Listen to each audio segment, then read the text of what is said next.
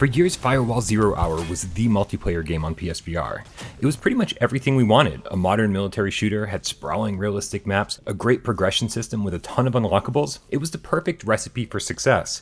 So when developers First Contact Entertainment announced that their next game would be a fast-paced, futuristic esport called Solaris Offworld Combat, I think a good number of us Firewall fans shrugged our shoulders and said, well, good luck with that.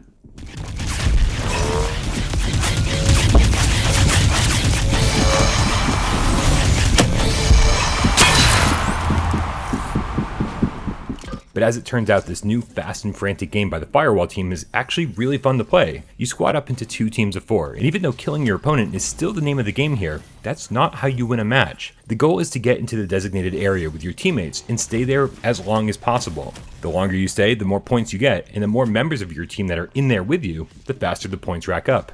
It's a super simple concept that sounds easier than it is. Obviously, the opposing team wants to occupy the exact same space as you, and these areas are generally really exposed, so you'll have attackers coming in from above, the sides, and even teleporting in directly behind you. And even if you manage to take them down, respawns only take about 5 seconds. Add about another 10 seconds to get back to the control point, and you're suddenly seeing your last victim back for vengeance before you know it.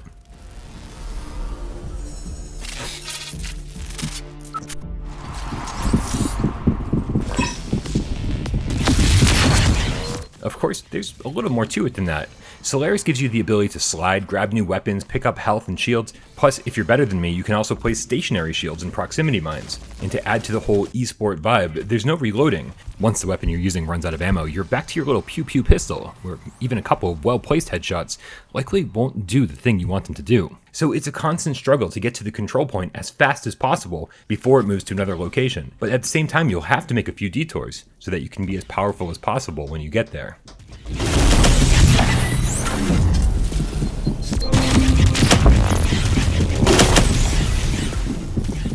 So that's it. Like Firewall before it, there's only one game mode. But like Firewall before it, it's really fun and addictive. I've been playing Solaris for 6 days now and I'm still not sick of it, so hopefully it'll have the staying power that Firewall did. But currently, there's not exactly a lot to unlock for maxing out my HP bar. There's a couple of different helmets and skins, but nothing to write home about. Luckily, First Contact did address a few of our bigger concerns when making Solaris. There are dedicated servers, host migration, and there's no staring at each other in boring lobbies while you wait for a game to start. Instead, you'll be placed into the map for a warm-up session against the opposing team while you wait for the rest of the players to join. But something must still be broken somewhere, because I've played some really long warm-up sessions that still result in uneven 4v3 matches, and some that never led to any matches at all.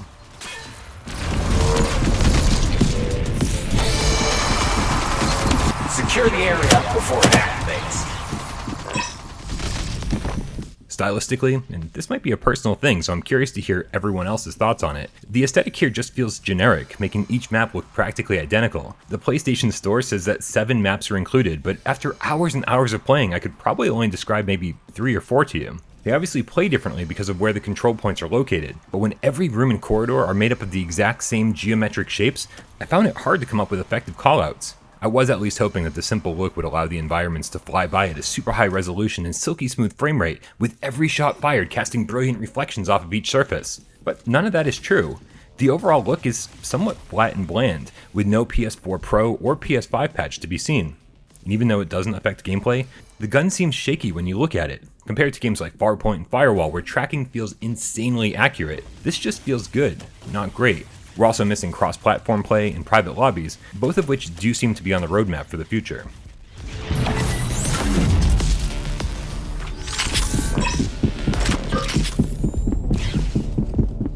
When it comes down to it though, very few, if any, of these complaints got in the way of me having a good time. The $12 launch price, which, come on, is insanely cheap, convinced everyone I know to pick up Solaris on day one, which ensured that the lobbies have been full all week long. And despite having just one game mode and an overly simple aesthetic, it definitely has that one more game appeal to it that makes Solaris hard to put down.